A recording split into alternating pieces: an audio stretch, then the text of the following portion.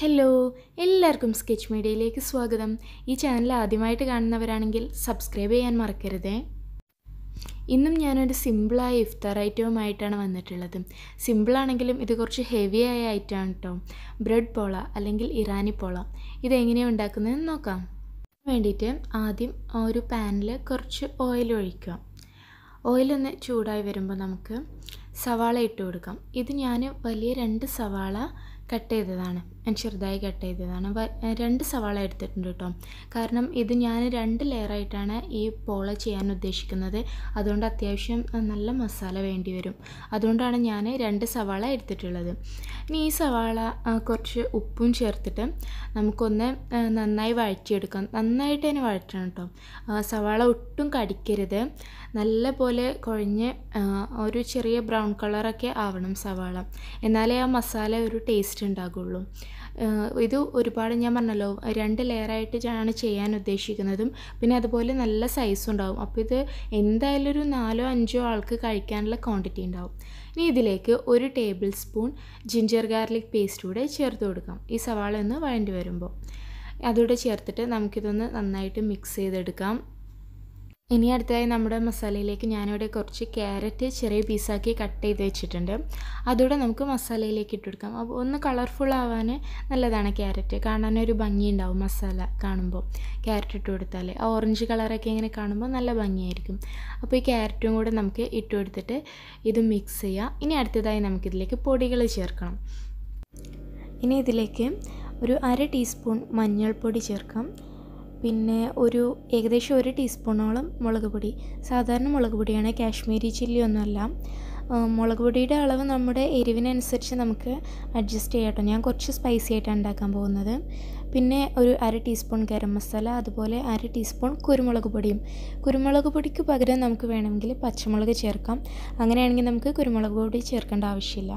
പിന്നെ ഇതിലേക്ക് ചേർക്കേണ്ടത് ചിക്കനാണ്. ഇത് ഞാൻ കുറച്ച് ഉപ്പും മഞ്ഞൾപ്പൊടിയും കൂടി ചേർത്തിട്ട് വേവിച്ചെടുത്ത ചിക്കനാണ്. എംബ്രസ് പീസായിരുന്നു, എല്ലില്ലാത്ത പീസ് വേവിച്ചെടുത്തതാണ്.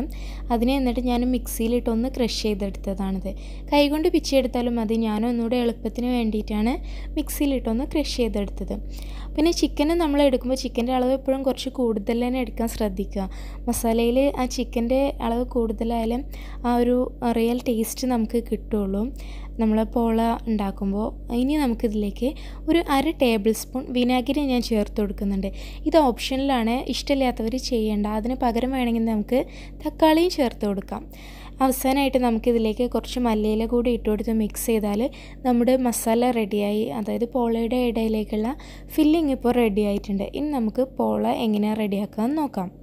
ഇനി ലെയറിങ് കൊടുക്കാൻ വേണ്ടിയിട്ട് ഞാനിവിടെ ബ്രെഡ് എടുത്തിട്ടുണ്ട്. അതിൻ്റെ സൈഡൊക്കെ കട്ട് ചെയ്തിട്ടാണ്. ഏകദേശം ഒരു 10-15 ബ്രെഡോളം നമുക്ക് വേണ്ടി വരും കേട്ടോ.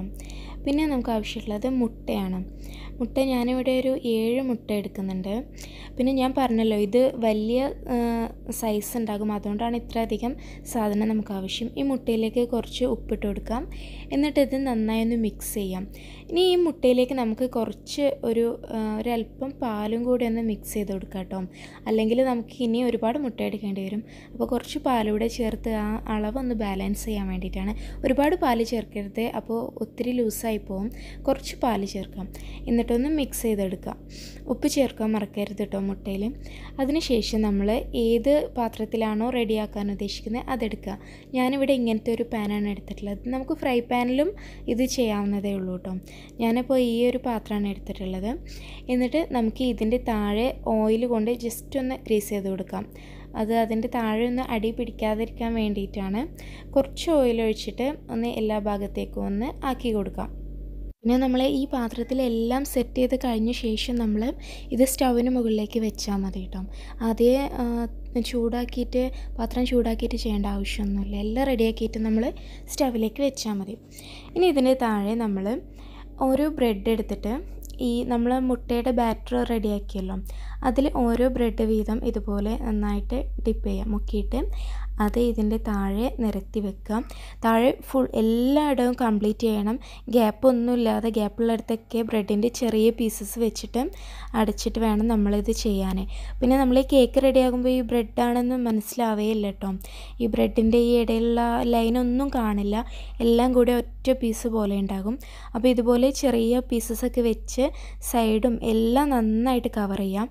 അതിനുശേഷം നമ്മൾ റെഡിയാക്കി വെച്ചിട്ടുള്ള മസാല ഇതിൻ്റെ മുകളിൽ സ്പ്രെഡ് ചെയ്ത് കൊടുക്കാം.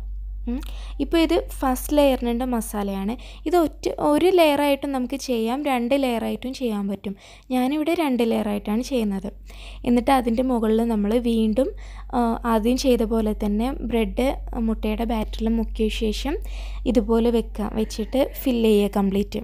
നമ്മൾ ഇതുണ്ടാക്കാനെടുക്കുന്ന പാത്രത്തിൻ്റെ സൈസിനനുസരിച്ചായിരിക്കും നമ്മുടെ ഈ പോളയുടെ സൈസ് വരിക. അപ്പോൾ നിങ്ങൾക്ക് എത്രത്തോളം വേണം അത്ര വലുപ്പമുള്ള പാത്രം എടുക്കാം.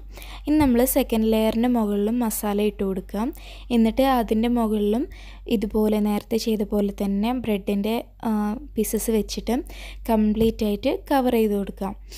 ഇപ്പോൾ ഇത് ഫുള്ളായിട്ട് നമ്മൾ കവർ ചെയ്തെടുത്ത ശേഷം ബാക്കി മുട്ടയുടെ ബാറ്റർ കുറച്ച് ബാക്കി ഉണ്ടാകും. ബാക്കിയുള്ള ബാറ്റർ നമുക്കിതിൻ്റെ മുകളിൽ ഒഴിച്ചു കൊടുക്കുക. ഇനി ബാക്കിയില്ലെങ്കിൽ ഒരു മുട്ട കൂടെ എക്സ്ട്രാ എടുത്തിട്ട് ഇതുപോലെ ബാറ്റർ ഉണ്ടാക്കണം കേട്ടോ. എന്നിട്ട് അത് എന്തായാലും ഒഴിച്ചു കൊടുക്കണം ഇതിൻ്റെ മുകളിൽ. കാരണം ഈ മുട്ടയുടേത് ഒഴിച്ചു കൊടുത്താൽ അതിൻ്റെ ഗ്യാപ്പുള്ള ഭാഗത്തേക്കൊക്കെ ഈ മുട്ടയുടെ ഇത് ഇറങ്ങിയിട്ട് നല്ലപോലെ ഫില്ലായി നിൽക്കുള്ളൂ. അതുപോലെ തന്നെ നമുക്കിതിൽ നിന്ന് പാത്രത്തിൽ നിന്ന് പെട്ടെന്ന് കിട്ടാനൊക്കെ ഇത് ഒഴിച്ചു കൊടുക്കണം. അപ്പോൾ എന്തായാലും ഇത് ഒഴിച്ചു കൊടുക്കൽ നിർബന്ധമാണ്. എന്നിട്ട് അതൊന്ന് സ്പൂൺ കൊണ്ടൊക്കെ എല്ലാ ഭാഗത്തേക്കും ഒന്ന് ഒരുപോലെ ആക്കി കൊടുക്കാം ഈ മുട്ടയുടെ ബാറ്റർ. ഇതിൻ്റെ മുകളിൽ ജസ്റ്റ് ഒന്ന് ഡെക്കറേറ്റ് ചെയ്യാൻ വേണ്ടിയിട്ട് ഒരു തക്കാളി കട്ട് ചെയ്തിട്ട് വെക്കുന്നുണ്ട്. എന്തും നമുക്ക് വെക്കാം കേട്ടോ. ക്യാപ്സിക്കം വെക്കാം, അതുപോലെ മല്ലിച്ചപ്പ് വെച്ചിട്ട് വേണമെങ്കിൽ ചെയ്യാം. നമ്മുടെ ഇഷ്ടത്തിനനുസരിച്ച് നമുക്ക് അത് ഡെക്കറേറ്റ് ചെയ്യാം. ഈ പോള റെഡിയായി വരുമ്പോൾ ഇതിൽ നല്ല പോലെ ഒട്ടി നിൽക്കുന്നുണ്ടാകും. അപ്പോൾ നല്ല ഭംഗിയായിരിക്കും കാണാനും. അപ്പോൾ ഇതുകൂടെ വെച്ചാൽ കംപ്ലീറ്റ് ആയി. ഇനി ഇത് നല്ലൊരു അടപ്പ് കൊണ്ട് അടച്ചിട്ട് നമുക്ക് സ്റ്റൗ ടോപ്പിൽ വെക്കാം. നല്ല ടൈറ്റായിട്ട് നിൽക്കുന്ന ഒരു അടപ്പ് കൊണ്ട് തന്നെ അടച്ച് വെക്കുക. എന്നിട്ട് സ്റ്റൗ ടോപ്പിൽ വെക്കുമ്പോൾ ആദ്യം അടിയിലൊരു തവ് വെക്കുക. അതിൻ്റെ മുകളിൽ വേണം ഈ പാത്രം വെക്കാനും. അതുപോലെ തീ വളരെയധികം ലോ ഫ്ലെയിമിൽ ഇട്ടിട്ട് വേണം ഇത് ചെയ്യാൻ. ഒരു 20-25 മിനിറ്റ് ലോ ഫ്ലെയിമിൽ കിടന്നിട്ട് ഇത് കുക്കാവണം. അതിന് ശേഷം നമ്മളിത് ഒരു ഫ്രൈ പാനിലേക്ക് ഒന്ന് മറിച്ചിടുക. അതിൻ്റെ മുകൾ ഭാഗം കൂടി ഒന്ന് ഫ്രൈ ആയി കിട്ടാൻ വേണ്ടിയിട്ട്. ബാക്ക് ഭാഗം കരിഞ്ഞു പോകുമൊന്നുമില്ല, അത് അതിൻ്റെ നോക്കിയാൽ നിങ്ങൾക്ക് കാണാൻ പറ്റും. കളർ ചേഞ്ചോ കരിഞ്ഞിട്ടോ ഒന്നുമില്ല, നല്ല ക്ലീനായിട്ട് നമുക്ക് കിട്ടും. എന്നിട്ട് ആ ഫ്രണ്ട് പോർഷനും കൂടെ ഒന്ന് വെന്ത് കഴിഞ്ഞാൽ നമുക്കിത് സെർവ് ചെയ്യാൻ പറ്റും. അപ്പോൾ നമ്മുടെ സിമ്പിൾ ആൻഡ് ഹെവി ബ്രെഡ് പോള ഇവിടെ റെഡി ആയിട്ടുണ്ട്. വളരെ സിമ്പിളാണ് ഉണ്ടാക്കാൻ. എല്ലാവരും ട്രൈ ചെയ്ത് നോക്കണം, അഭിപ്രായവും അറിയിക്കണം. വീഡിയോ എല്ലാവർക്കും ഇഷ്ടമായെന്ന് വിശ്വസിക്കുന്നു.